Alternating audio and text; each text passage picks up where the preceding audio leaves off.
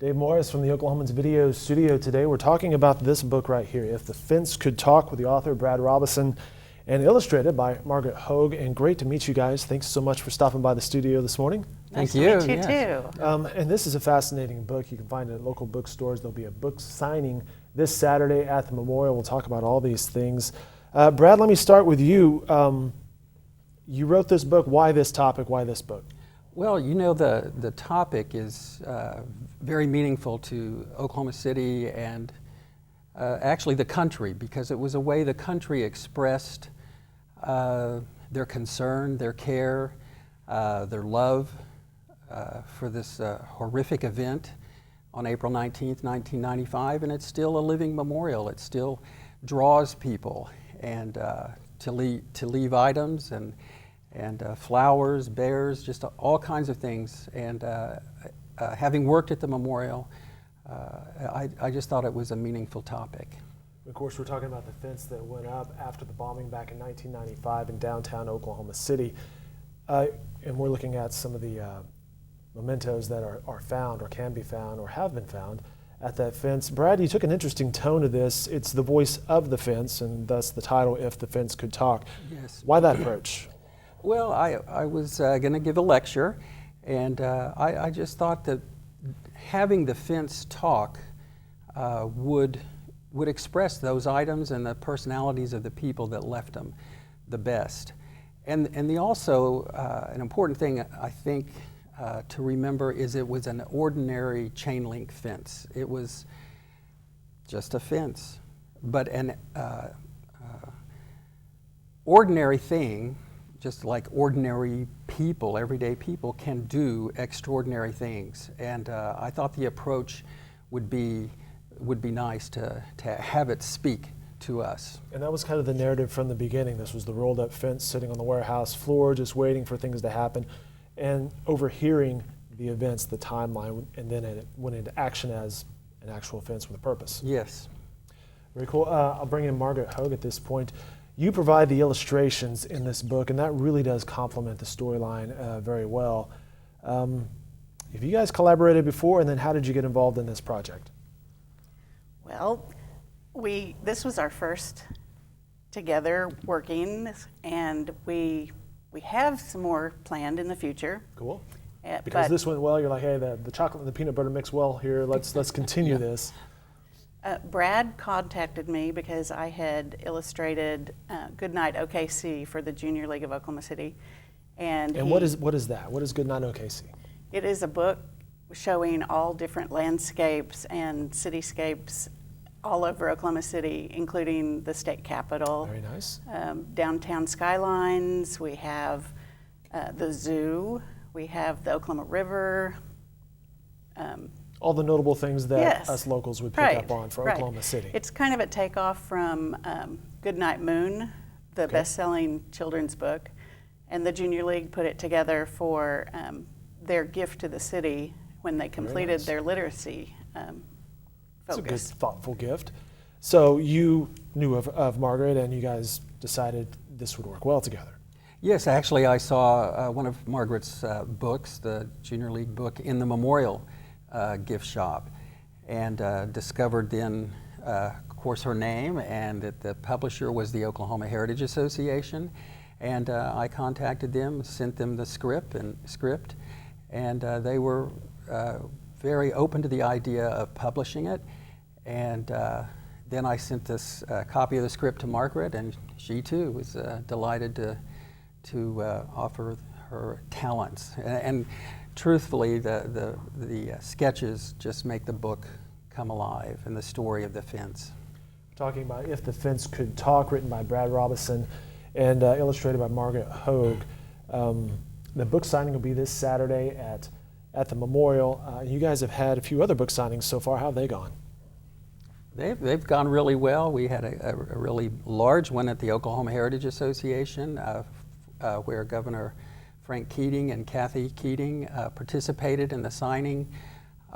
We've had them at Full Circle Bookstore, Best of Books, Rose State, the Encyclomedia Conference, a big conference at the Cox Center. So they've gone well. And one thing that I think is important to remember is between Margaret and I, we raised the money to have it published. And the proceeds are going to the Oklahoma Heritage Association's Scholarship and Education Fund, and it's also known as the Oklahoma Hall of Fame. The proceeds, somewhat Saturday, will also benefit the memorial. But in addition to that, we have raised enough money that every elementary public school library in the state, which is nearly 1,000, will receive a copy of the book. That's good thinking right there. You know, that's a very useful tool for our kiddos growing up. Yeah, I think so too. You mentioned this kind of sparked out of a lecture. Let's talk about you guys real fast. Brad, what do you do? Well, I'm in the process of retiring from Rose State College. I was there 5 years. Before then, I was with the Oklahoma City National Memorial Institute for the Prevention of Terrorism, and a couple of years before that, I was actually with the archives of the memorial. Margaret and I are planning to work on some more books. What else might you write about? We're thinking about taking a section of the state at a time, and you want to tell them the idea. Just a fun road trip. It'd be fun. Where would you like to go? What can be seen? I mean, we have such a fantastic state that it's so fun to just get out and explore. You know, whether you're going west down I-40 chasing windmills or Route 66 for all the historic landmarks, you're right, there's a lot of road trips that can be taken, or down northeast for the trees and the hills, the Tallahena skyline, or Right, whatever it's called. right. Margaret, what about you? What do you do? Well, I'm an art educator, and I'm an artist, and mom, and... And you currently teach at Heritage Hall, right? Is Yes. that correct? Mm-hmm. Now tell me about this. Do you mostly, what's your style and what do you mostly do? Oil pastels, for example, is that? My artwork, I mainly do wildlife and landscapes. I have a different type of style in that it's a bit impressionistic, but a bit realistic.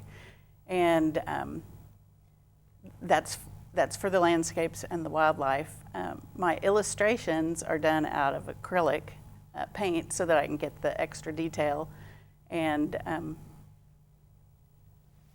as you can see, some of them are more realistic than others. And Some of these, did you look at photos? Did you go, what was the visual inspiration for you when you're putting these together? well, my job was to take Brad's words and put them into picture form. Ordinary chain link fence. Let's illustrate Right. what that might look like. Gotcha. Right. So I made several different trips down to the actual fence to see what was still up on the fence and what was currently being put on the fence. And I went to Home Depot to look at a real chain link fence does the fence rolled look like? up, Sure. and some photographs, but mainly I tried to close my eyes and vision what the words were saying and be able to put it on paper so that you could look at the pictures and not have to read all the words. One last question for you. But the words are great. The words are great. You mentioned in here, perhaps you quoted somebody, this fence is like a hallmark to the city. The survivors expressed that as the question at the time was what are we going to do with the fence? And they said, some of them said and expressed their desire to actually build it into the memorial, and they said it was like a hallmark or hallmark cards from America to the survivors and family members. And so the designers actually built the chain link fence into the 903 section of the memorial, which is to represent the first moment after the blast and the first moment of healing. And it was a part of the healing.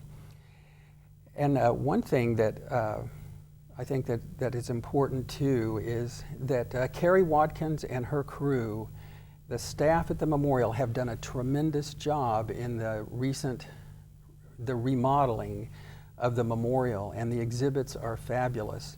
And Saturday would be a good time if you haven't seen the Memorial Museum. It would be a good time to visit. It really is so well done. The weather's supposed to be wonderful also, and the grounds are just gorgeous right now. The trees are beautiful, and It's as good as it gets in Oklahoma, Yeah. right? I now, know, isn't it? I know. Yeah, the lookout that they put on there as part of the restoration is really nice. All right, that'll do it for this. You can find this book.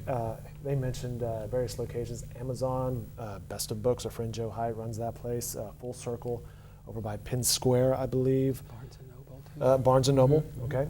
The book signing is this Saturday over at the Memorial from 11 a.m. to 4 p.m. Brad, Margaret, congratulations on this. It is a bestseller in Oklahoma books.